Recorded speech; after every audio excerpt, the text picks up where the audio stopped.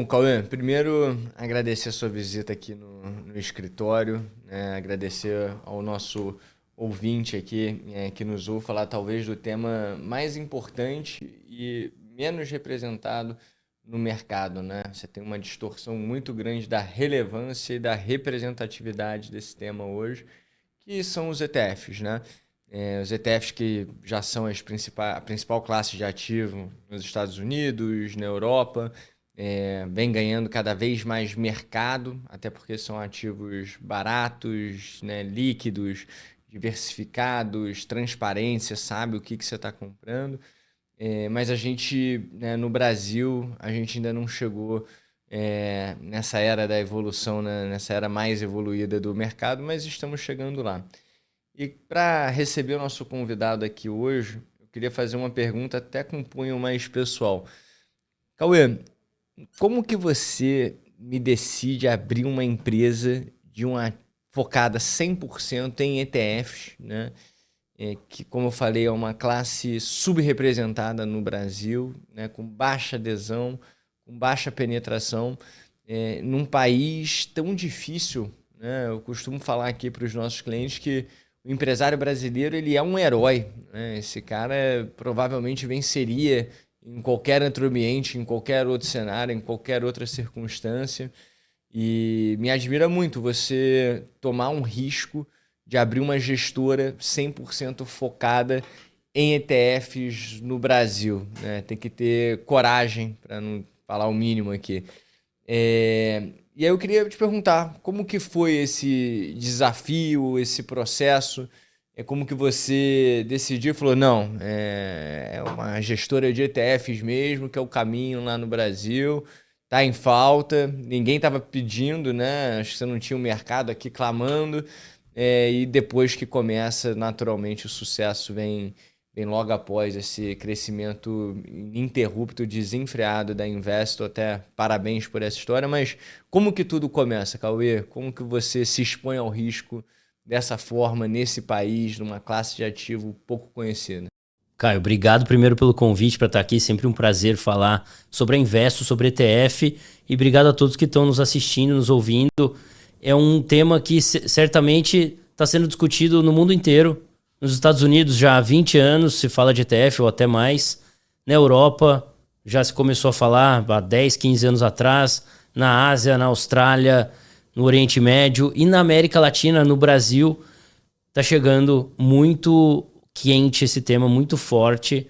E a Investo é a gestora focada nisso, né? Como você bem colocou, eu criei a Investo para fazer ETF no Brasil, para trazer para o brasileiro todas as oportunidades, acessar essas oportunidades que eu vivenciei morando fora do Brasil, que eu vivenciei morando nos Estados Unidos, que eu utilizei para os meus investimentos pessoais, que eu vi as pessoas que trabalhavam no mercado financeiro usarem para alocação e quis trazer para o Brasil o que eu via lá fora.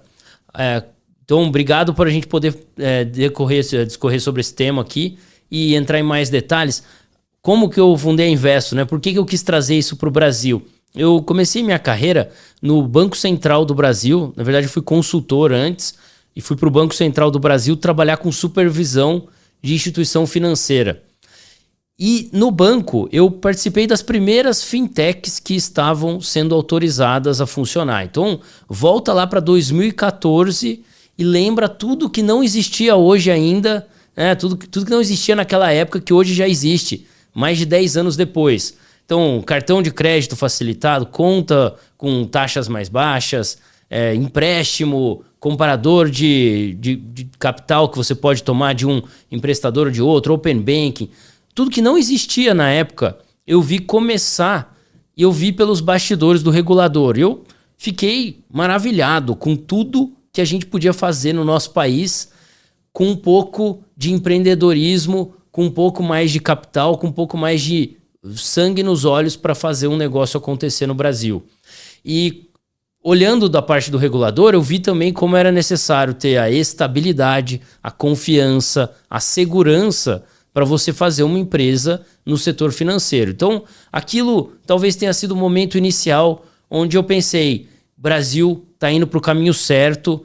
Falta muita coisa acontecer ainda no Brasil. O mato é alto e tem muita oportunidade, tanto para negócio, mas para ajudar os brasileiros, para trazer para o cliente brasileiro. Ele precisa de muito mais coisa do que ele tem hoje.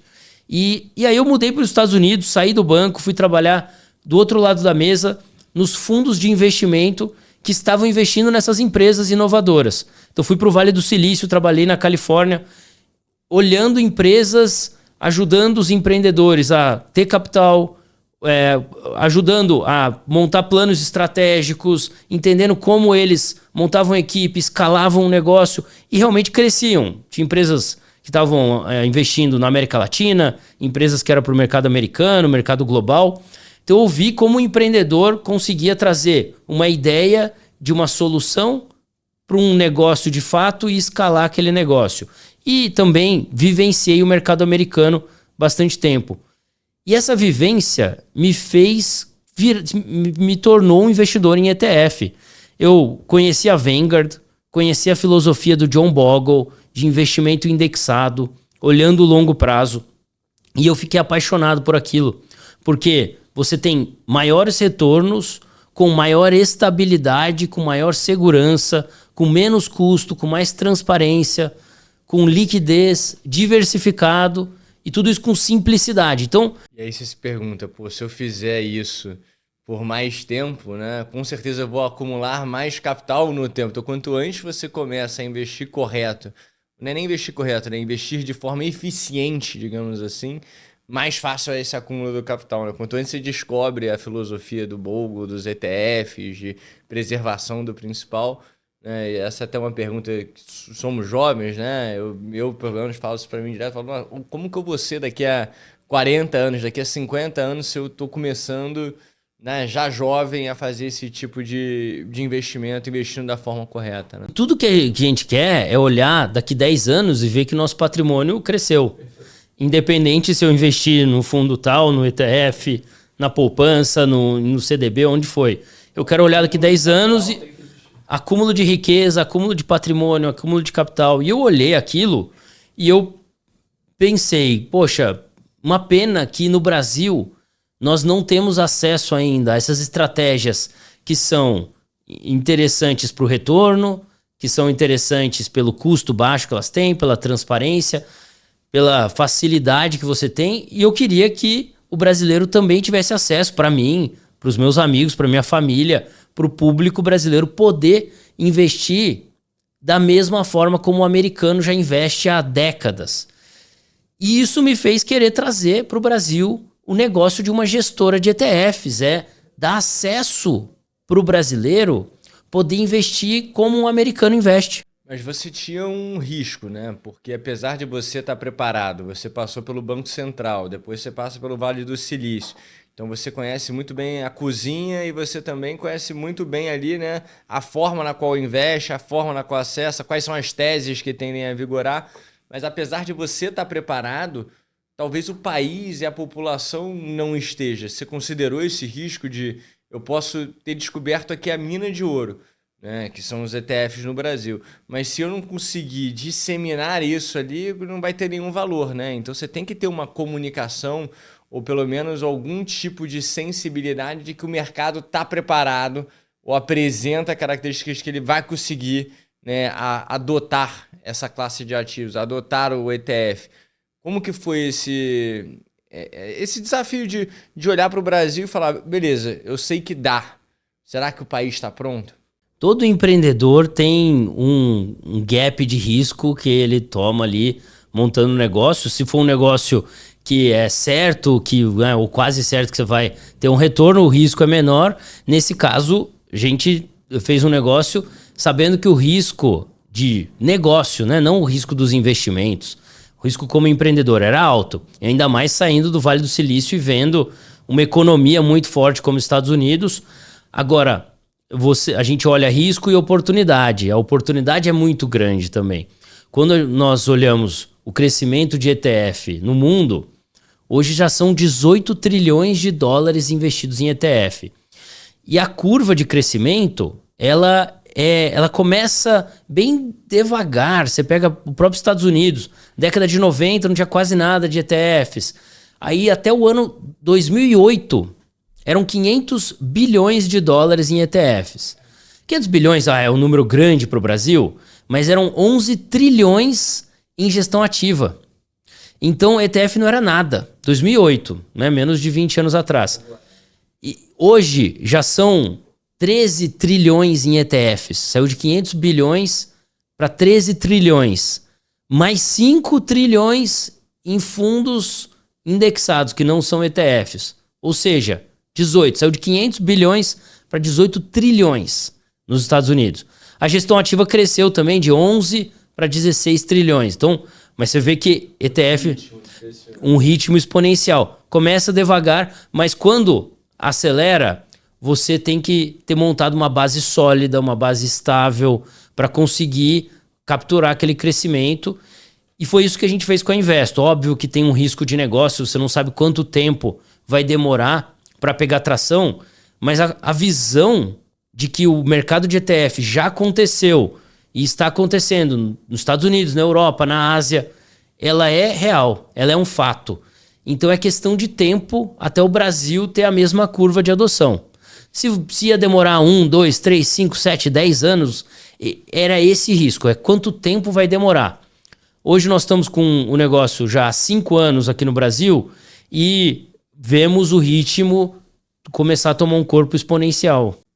E, Cauê, como que você começa? Porque a Investo nasce em 2020, se não me engano, né? Num cenário onde os juros era 2, a renda fixa tinha morrido. E agora, a gente com a Selic a 15, se você pedir qualquer recomendação de investimento para o porteiro ou para o motorista de Uber ou para o seu assessor de investimentos, provavelmente vai ser algo relacionado ao CDI, né? A renda fixa está mais viva do que nunca hoje em dia. Como que você define a estratégia dos ETFs que vão compor ali a grade de ETFs da Investo, né? É por demanda ou é mais num viés educacional do tipo, cara, tem um mercado aqui de Private Equity Venture Capital, que é o PEVIC 11, ou o mercado de Private Credit lá, que é o BIZD, né? Eu tenho que mostrar isso para a população brasileira porque eles não sabem o que eles estão deixando de investir. Então você avalia mais a demanda ou você avalia mais a oportunidade de investimento? Ou eventualmente os dois, né? Imagino que possa ser uma resposta, né? Para o primeiro comentário seu e pegando um gancho do empreendedorismo para fazer o negócio, tem um amigo que também é empreendedor que fala que ser empreendedor em geral, mas no Brasil especificamente, você vai pular de paraquedas, você salta do avião e aí você começa a construir o paraquedas para ver em qual direção você vai pousar, né? Então, é um pouco disso. Você falou, juros estava 2 quando a gente começou a Investo. No meio da pandemia, todo mundo ficou em casa, o volume de trading na bolsa explodiu nos Estados Unidos, aqui, em todo lugar. E o meu pitch o primeiro round de captação para Investo, que eu coloquei dinheiro, o Luiz, meu sócio também, e trouxemos alguns investidores anjo, foi: os juros no Brasil tá 2%, ele sempre foi a 10%, 15%. O brasileiro não tem onde colocar capital, ele está despejando dinheiro em coisas que ele nem sabe. E não existem ETFs, ou existem muito poucas opções de ETF no Brasil. Então, o meu pitch inicial era isso. Aí você fala, bom, e agora com juros a 15? A visão de criar uma gestora diversificada, ela se mantém. Mas o movimento do momento é diferente, né? Começamos pela renda variável internacional, que é onde não havia acesso. Você não tinha acesso para... Tem alguns fundos de renda variável internacional no Brasil, mas com pouca liquidez, pouca transparência. Então foi por aí que a gente começou a construir o portfólio.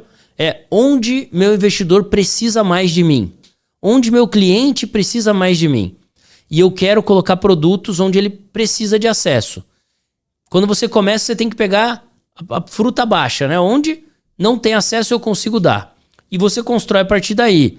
E ao longo do tempo o juro saiu de 2, foi para 15 e fomos criando produtos para acessar a oportunidade de renda fixa ao longo do caminho também. O primeiro foi o LFTS 11, não?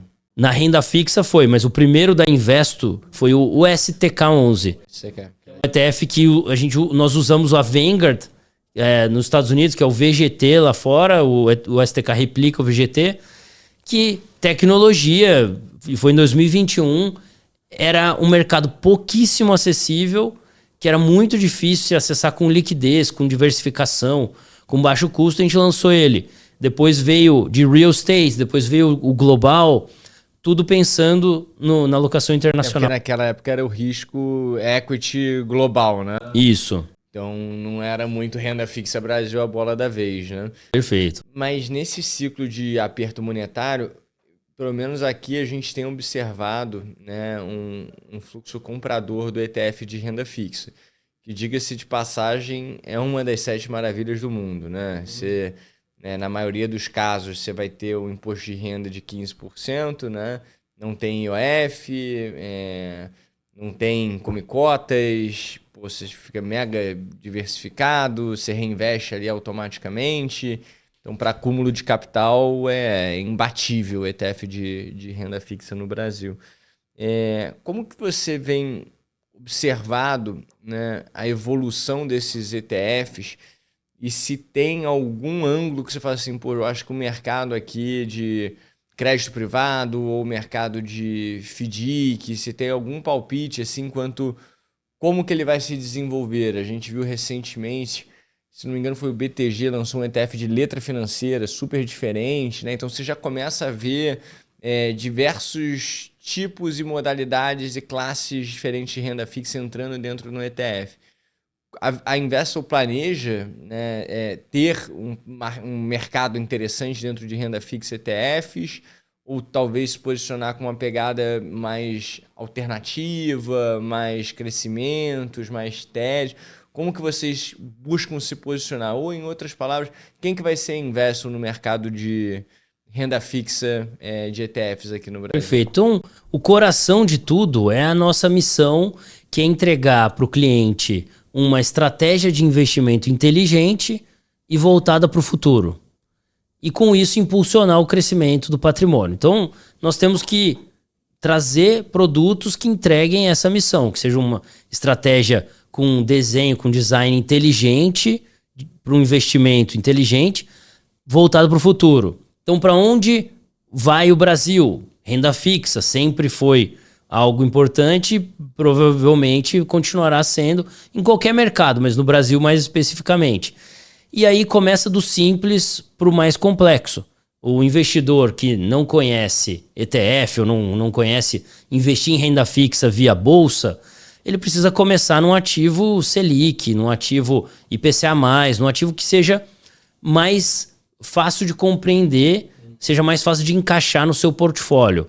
Uma vez que ele já tenha esses que nós já temos no portfólio, nós conseguimos trazer adições.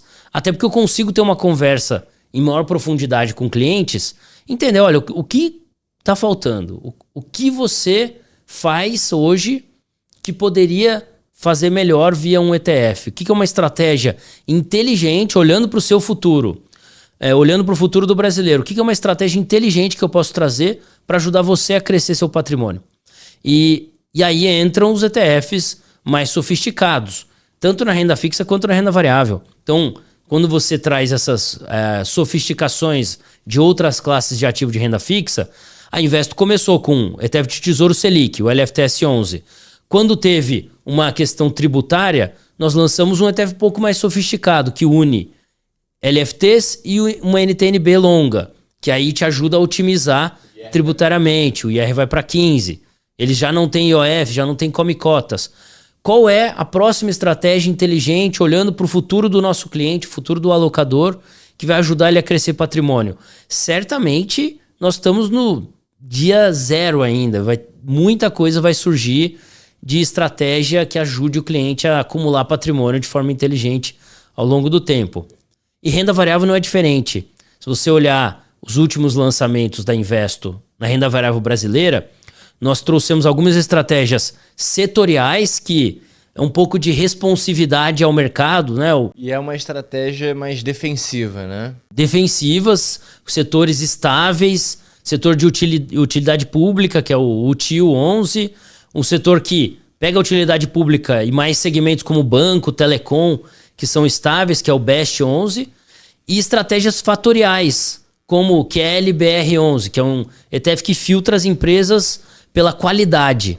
Então, tem a exposição ampla? Sim, temos exposição ampla internacional, brasileira, mas você consegue também ter uma responsividade de mercado nos temáticos ou uma regra fatorial para você usar uma alocação baseada em regras mesmo, que você filtra qualidade, você filtra rentabilidade, retorno on equity e algumas regras de qualidade para você, ao longo do tempo, comprar as melhores empresas, né? Isso que a gente está tentando destilar. Então, na renda fixa, nós estamos só começando. A gente começou ali na exposição ampla. E tem muito mais a se fazer de outras classes de ativo de renda fixa também. E até filtros, né? Renda fixa com alguns filtros. AAA short duration, né? Isso, aí segmentos. Você começa a fazer toda a carteira do cliente ali. E eu acredito que num ponto futuro, o principal, o grosso da carteira de todos os clientes será em ETFs, como a gente já faz na nossa alocação no offshore. Não deve ser muito diferente aqui.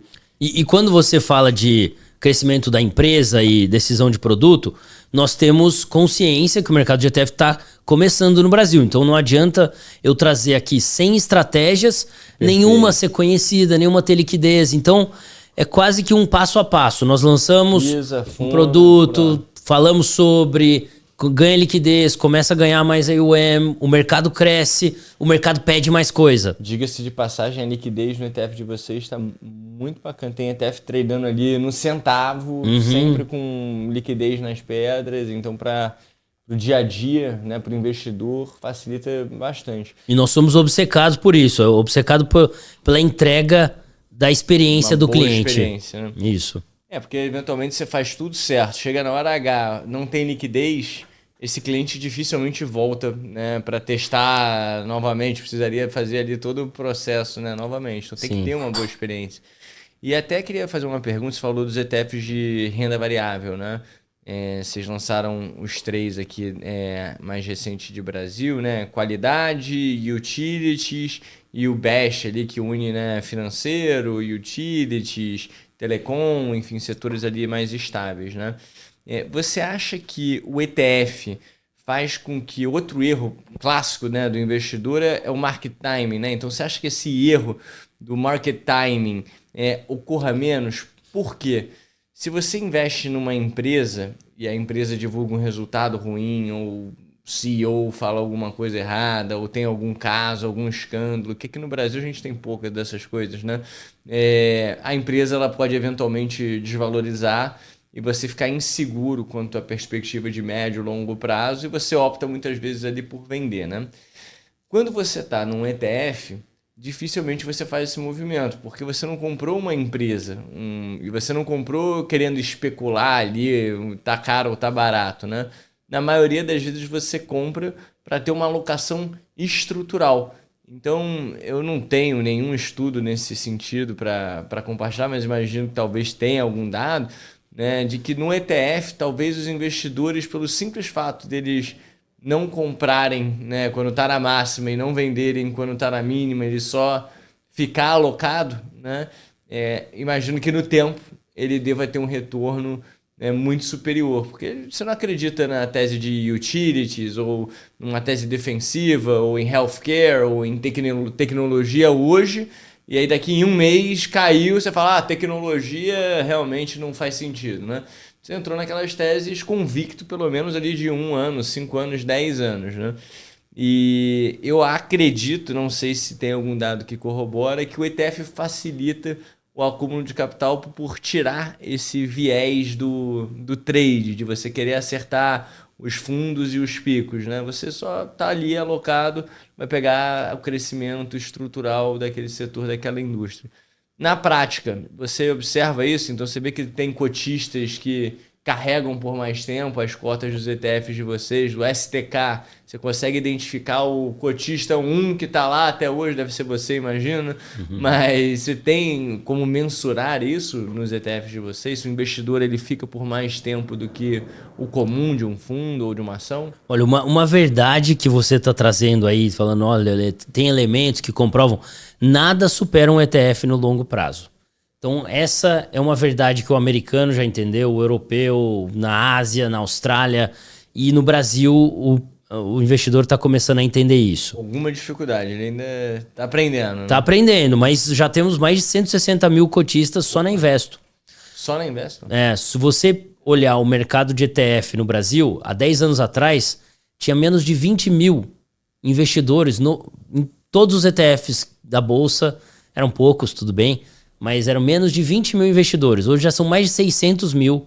Desses 600, 160 são cotistas. Mas ele deve ter muito do BOVA11 e VVB1, são os mais famosos. Sim, aqui, ainda né? tem bastante, né? Então, esses continuam sendo com ETFs com muitos cotistas, mas hoje nós 160 conseguimos trazer outro nível, né? Hoje 1/4 dos investidores da Bolsa em ETF são cotistas da Investo. Então, eu vejo que muita gente no Brasil já está aprendendo isso, que nada supera um ETF no longo prazo. Qual o dado que a gente consegue trazer? O estudo da S&P Spiva, que mostra o percentual de gestores que perdem para o índice de referência. Então, quando você fala, tem algum dado que mostra que o ETF ajuda a acumular mais patrimônio ao longo do tempo, que no final, eu repito, né, tudo que a gente quer é olhar daqui 10 anos e ver que nós acumulamos patrimônio, que acumulamos riqueza, acumulamos capital. E o ETF faz isso, que é mais um dado mais convincente do que os próprios gestores não conseguem, com consistência, ganhar dos índices de referência, dos ETFs. Mais de 90% dos gestores perde para o ETF no longo prazo. E ações Brasil, né? Então muitas vezes a gente escuta falando, mas fazer gestão de ações no Brasil é bom porque eu conheço, porque a gente... o nosso mercado a gente conhece, aqui eu consigo tirar alfa, né? Ou seja, superar acima do benchmark. E quando você vai ver o estudo da Spiva, é exatamente isso, né? 92% dos gestores de renda variável Brasil, num período de 10 anos, perdem para o Ibovespa. Então por que você vai se dar o trabalho de encontrar aquele 8% ali que talvez acerte? Porque performance passada não é garantia de performance futura. Pelo contrário, né? Provavelmente você pegar aqueles 8 que bateram e botar para os próximos 10 anos é capaz de... Sim, tem a média, reversão à média também. Então, a pergunta que o investidor está tentando se responder é: como eu me coloco entre os melhores investidores do mercado? Para quê? Para acumular patrimônio ao longo do tempo, sempre com esse objetivo. Então, com um ETF, você vai se colocar entre os 8% melhores do mercado. Eu não vou ser o melhor, mas eu com um nível de confiança alto, com estabilidade, com segurança, com liquidez, eu vou estar entre os 10% melhores. Que é mais que isso, né? E vou acumular mais patrimônio do que 90% dos gestores me permitiriam. Então, esse dado mostra que o ETF ele é poderoso, ele nada supera o ETF ao longo do tempo e é um caminho sem volta. Quando você começa a usar o ETF, você não tira mais da sua carteira. Porque você fala assim, para eu abrir mão de liquidez tem que ser algo muito extraordinário, né? Até por isso a gente gosta muito do conceito do barbell, né? Então você vai ter uma parcela da tua carteira que ela é líquida, que você vai ter, né, os ETFs se compondo ali majoritariamente, e uma parcela que é ilíquida, que aí é tipo assim, ok, eu vou ficar aqui nesse fundo 5, 10 anos, um fundo que eu não vou ter liquidez, eu não vou precisar desse recurso para ter uma ordem de retorno com ótimas garantias, enfim, aí eu entendo essa estratégia. Mas para você simplesmente colocar num fundo de ação, num fundo multimercado, um D30, já não faz mais sentido. Você fala, pô, desculpa, né? Quem que me garante que esse cara aqui vai bater o outro, sendo que em um você paga 1/4, 1/5, 1/10 do preço, né? Você tá mega pulverizado, você tá mega líquido, você sabe o que você tá comprando. E olha quando você ainda quer entender o que tem dentro do fundo e não pode. Não consegue nem saber, não tem transparência. E o que você está falando, tem alguma estratégia que não vai existir um ETF e Tem algumas, né? Eu mesmo fazia venture capital antes de montar Investo. Estratégia Estava falando das teses ilíquidas, né? Que muitas vezes estavam inacessíveis para o investidor americano, quem dirá para o investidor médio brasileiro, que a gente consegue acessar através de ETFs como o PEVIC, o BIZD aqui no Brasil, né? E essas teses começam a fechar o gap dessa parte ilíquida com a parte que você consegue transacionar na bolsa, que são os ETFs. Então, por exemplo, o PVC11, você está exposto ao setor de private equity. Ah, mas não é em um fundo específico daquela gestora de private equity. Esse fundo específico, primeiro, você vai ter que ter um capital ali muito alto para acessar aquele fundo. Uma grande maioria de gestoras de private equity vão te pedir 5 milhões de dólares, 10, falando das grandes internacionais, é 50 milhões de dólares, não é nem 5, mas 5 a 10 milhões de dólares para começar a escrever um cheque para um fundo que não é o flagship da gestora. Então, você consegue, com o PVC11, alocar no capital dessas gestoras, junto com os sócios, os partners ali, você ter ações da gestora, fazendo frente a receita da taxa de administração e a performance do combinado dos fundos.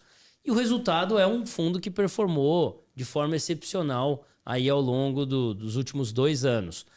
Porque ele segue um índice muito disciplinado que tem ativos de boa qualidade ali dentro, num segmento nichado. Você tem que entender aquele segmento, você tem que saber o que você está comprando em qualquer investimento, mas o ETF te permite saber com transparência e com liquidez. Se você quiser vender, você vende. Se você quiser voltar para a posição, você volta. Aí você pega crédito privado. Nós lançamos o BIZD11. O que tem dentro do BIZD? São ativos de crédito privado negociados em bolsa. São fundos de crédito que negociam em bolsa. Então, hoje, juros nos Estados Unidos caindo, né? O Fed Funds está em 4% ao ano. O BIZD te entrega dólar mais 11%. Tem volatilidade, porque é um crédito privado que entrega mais, é mais high yield. Tem uma volatilidade que você compra o equity desse crédito, né? Ou seja, é um crédito que está sendo negociado em bolsa, né? Um fundo que a cota está sendo negociada em bolsa. Mas você tem dólar mais 11% hoje. Se compara com Fed Funds, é algo que realmente faz a diferença. Então, se você tem um pouco mais de apetite à volatilidade, você consegue entender o risco daquilo que você está comprando, é um ativo que faz super sentido na sua carteira. Outro alternativo também, ouro. Hoje você consegue comprar um ETF de ouro, GLDX11 da Investo, você está exposto ao preço da barra de ouro. Então, você consegue ter essa classe de ativo. E essas classes de ativo no seu portfólio, né, private equity, crédito, ouro, real estate, sem você abrir mão de liquidez, sem você abrir mão de nada mais do que pagar uma taxa baixa com transparência e simplicidade para comprar um ETF. E além de tudo, te dá tangibilidade, né? Porque, vamos lá, você bota 5, 6 fundos na sua carteira e aí um está comprando ouro, outro está vendido no ouro, outro está comprando juros, outro está vendido nos juros e no final, se você tem várias estratégias, a sua soma provavelmente vai ser a zero, né? Eu acho que o ETF ele te permite ter a tangibilidade da tua carteira. Você saber o que você está comprando, por que você está comprando, e quando perder, você sabe por que você perdeu, e quando ganhou, você sabe por que você ganhou. Não é aquilo do, eu investi num ouro ali, não, peraí, você investiu na barra do ouro porque você acreditou que o ouro era uma oferta restrita, que ele era imutável, que ele ocorre em estado puro na natureza, que ele é uma reserva de valor há 3.500 anos, que, porra, enfim, você sabe no que você investiu, não é que o Beltrano comprou e o ouro desvalorizou, né? Você toma um risco mais consciente, né? E você consegue montar um portfólio mais adequado ao seu apetite de risco. Então, você tem a consciência do risco, a Investo te dá o caminho. Olha, tem essas opções, tem aqui sugestões, recomendações que você pode usar. A calibragem do apetite de risco fica na mão dos assessores, fica com quem está entendendo a vida financeira do cliente. E o ETF vira um veículo, vira um bloco para você construir esse plano de alocação. calibrando perfeitamente o apetite de risco. Quando você vai para o stock picking ou para um fundo, você perde essa capacidade de calibrar o apetite de risco, porque você toma riscos que você nem sabe quais são. O fundo ali comprava aqui um ativo, e o que ele vai comprar daqui a um mês? Ninguém sabe. Você fica sabendo 2, 3 meses depois do que ele comprou. O ETF não, você consegue calibrar perfeitamente, montar um portfólio. Você sabe todo dia o que ele tinha. Você sabe todo dia o que ele tem. Poxa, o cliente agora precisa de capital, precisa de liquidez. Então você pode recalibrar esse portfólio. Em um fundo, você só aporta ou resgata. Perfeito. Então você não precisa tomar essa posição cega, né? O ETF te permite tomar uma posição com mais segurança, com mais estabilidade, com mais confiança. Perfeito, Cauê. E Cauê, a gente vê grandes movimentos de recurso ocorrendo no mundo, né? Eu acho que o principal deles, em termos de volume, né, com certeza, é a transferência que a gente vai ver dos baby boomers para os millennials, né? Se estima aí em mais ou menos 100 trilhões de dólares, né, que é um número absurdo, e que o Brasil, depois dos Estados Unidos, onde a gente deve ver a maior transferência, né? Então aqui acho que são algo como 9 trilhões de dólares que vão ser transferidos entre essas, né, gerações. Alinhado com o fato de que os ETFs já são uma realidade nos países desenvolvidos, né?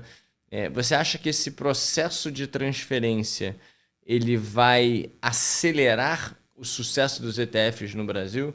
Então, o fato de eu ter essa transferência ocorrendo, né, essa transmissão de renda dos baby boomers para os millennials, você acredita que isso possa fazer com que a aceleração dos ETFs, a adoção dos ETFs nas carteiras, ela acelera? É um fator a mais? O que vai dar certo é tempo, né? E a gente sempre fala disso. Mas você acha que isso daqui talvez eu condense o sucesso num espaço mais curto de tempo? Sempre que você tem uma transferência de patrimônio ou uma mudança no cenário, você tende a olhar para onde vai o dinheiro com mais critério.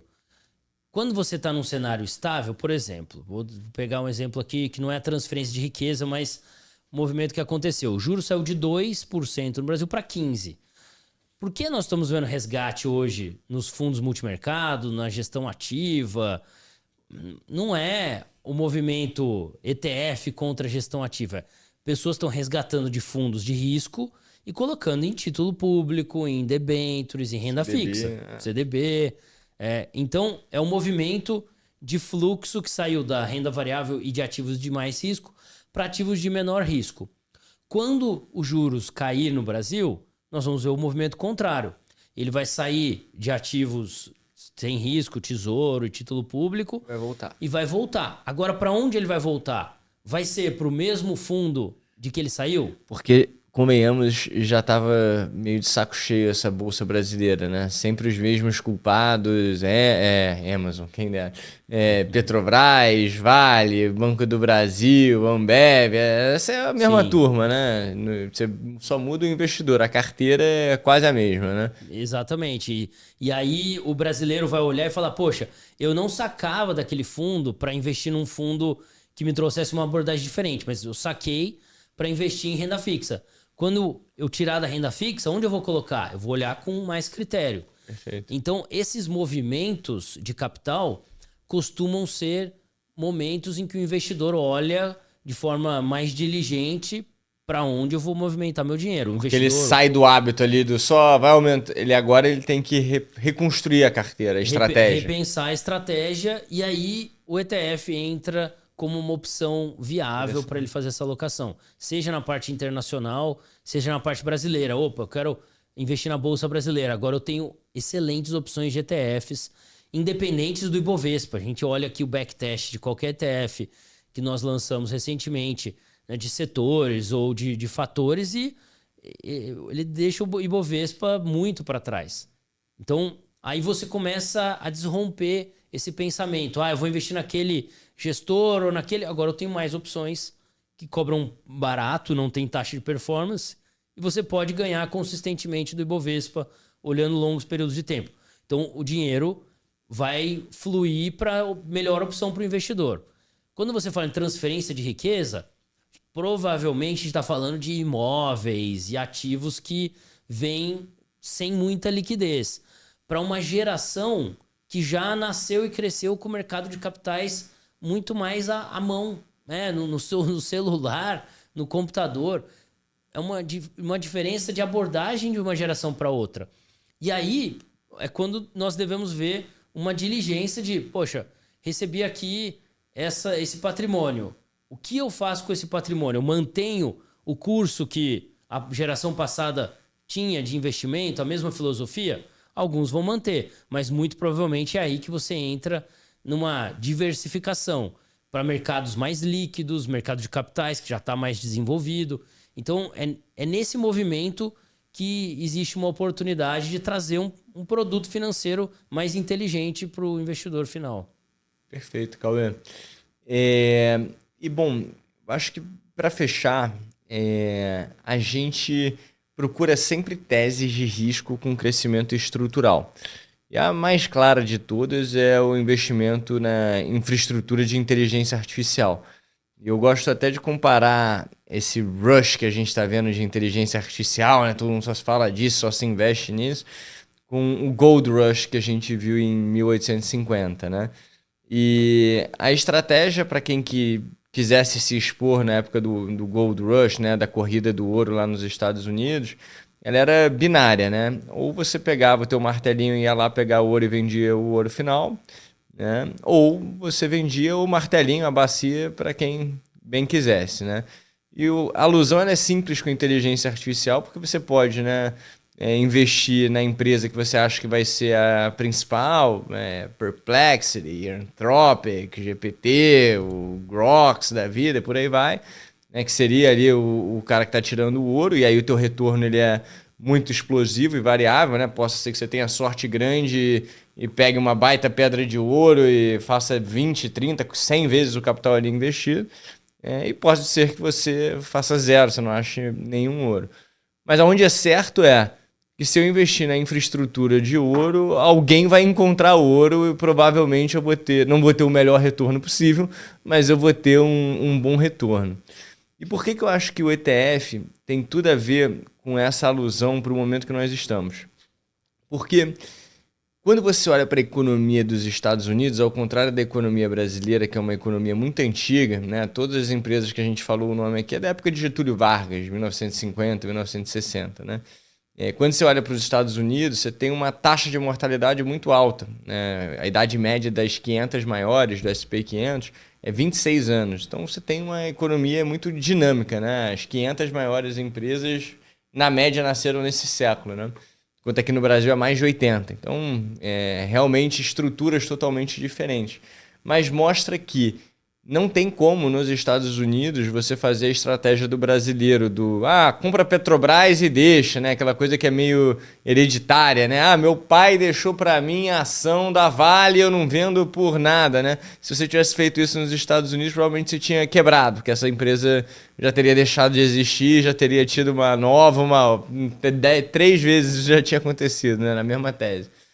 E aí o que eu te pergunto, como que você consegue fazer o stock picking em inteligência artificial hoje em dia?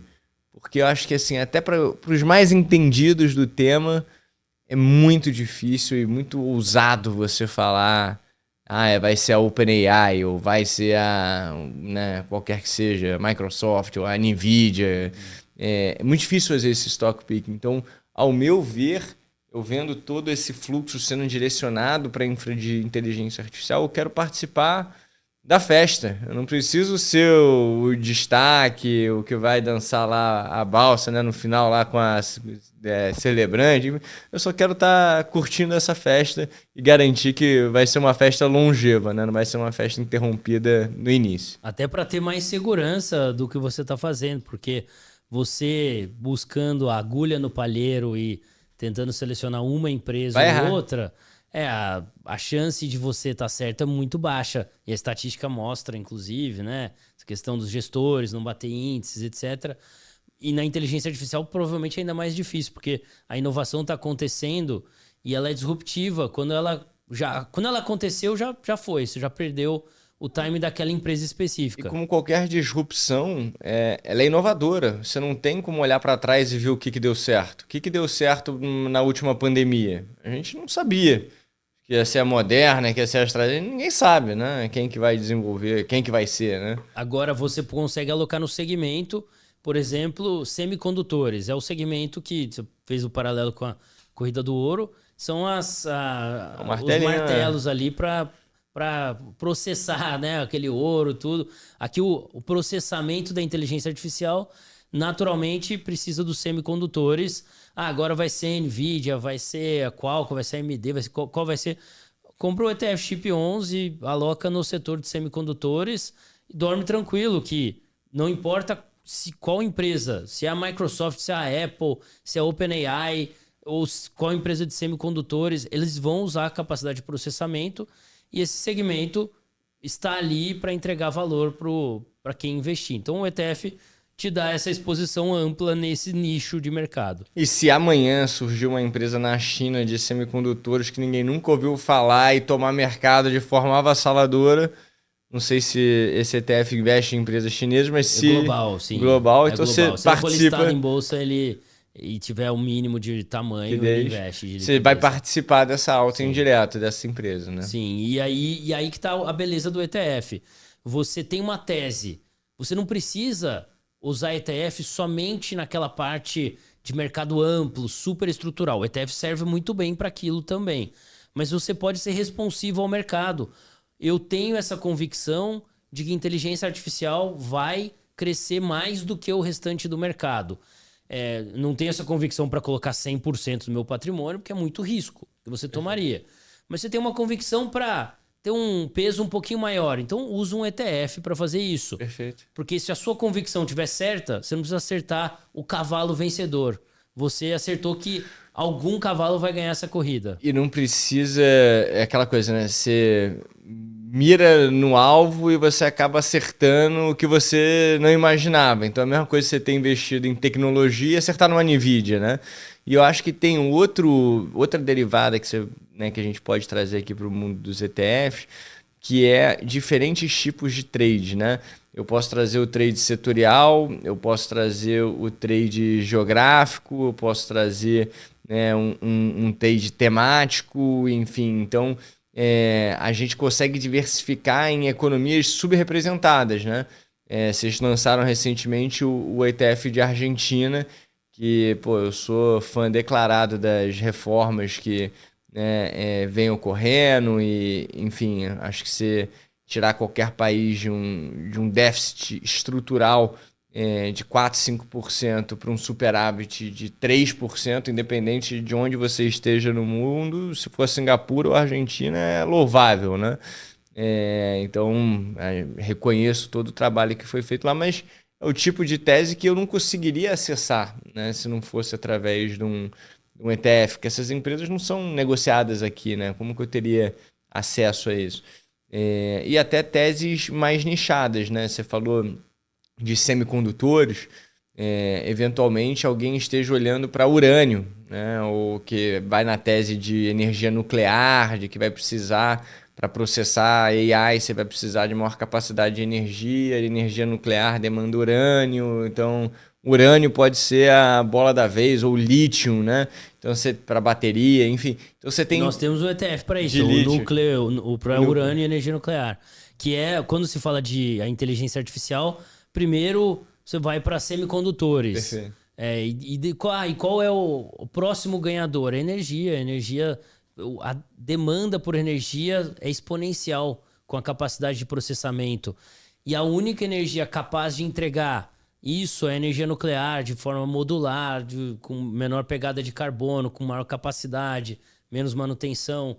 Então a energia nuclear é o segundo ganhador. Inclusive, esse ano, o ETF de energia nuclear frequentemente é um dos que mais valorizou na B3. É mesmo? Até mais do que inteligência artificial e semicondutores. Quanto que ele tá para cima?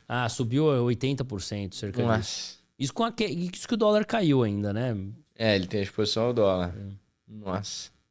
Mesmo com essa queda, ainda valorizou 80%. Eu tenho uma conta no offshore que eu tô com URA 11. URA 11 não, URA, né? Lá. Eu vou comprar aqui o NUCL11. NUCL11, isso. Núcleo 11.